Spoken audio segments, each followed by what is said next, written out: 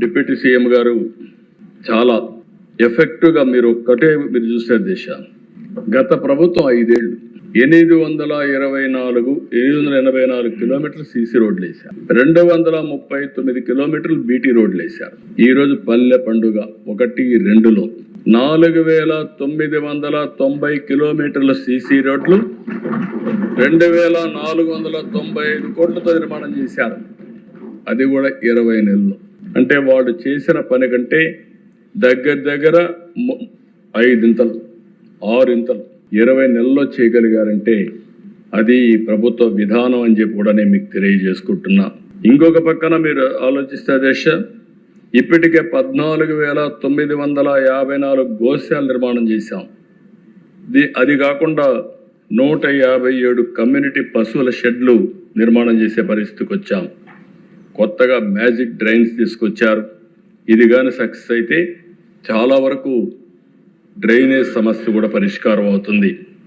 ఇంకొక పక్కన దిశ మీరు చూస్తే 15వ ఆర్థిక సంఘం నిధులతో పాటు స్థానిక సంస్థల నిధులతో బస్ షెల్టర్లు, రచ్చబండ్లు ఇలాంటివన్నీ 15,000 పనులు ఉన్నాయి. ఇలాంటివి వేరియస్ కార్యక్రమాలు మొన్న కూడా డబ్బులు లేవన్నా పట్టుబడితే 4,000 కోట్ల రూపాయలు రోడ్ల కోసం శాంక్షన్ చేశాం.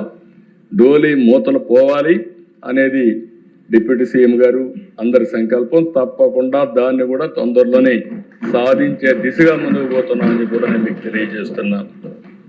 ఇంకొక పక్కన దేశ దగ్గర మీరు చూసినప్పుడు నరేగా కింద 54,94,000 కుటుంబాలు 90 లక్షల మందికి 42 కోట్ల మందికి ఉపాధి కల్పించారు. అది కూడా ఒక హిస్టరీ. ఇవన్నీ చేసిన తర్వాత ఇప్పుడు కొత్తగా మీరు చూస్తే ఒక సమస్య నరేగా పోయి జీరామ్జీ వస్తూ ఉంది. 40% మనం కాంట్రిబ్యూట్ చేయాలి. అయినా పర్వాలేదు, ఏమాత్రం బడ్జెట్ తగ్గకుండా నిధులు కేటాయించే విధంగా ముందుకు పోతున్నాం. రాబోయే రోజుల్లో పల్లెల వాతావరణం బ్రహ్మాండంగా తయారవుతుందనడానికి ఇది ఒక ఉదాహరణ మాత్రం. తప్పకుండా పల్లెల్లో కొత్త వెలుగులు చూడడానికి డిప్యూటీ సీఎం చేసే కార్యక్రమానికి పూర్తిగా సహకరిస్తామని చెప్పి కూడా నేను మీకు తెలియజేస్తున్నాను.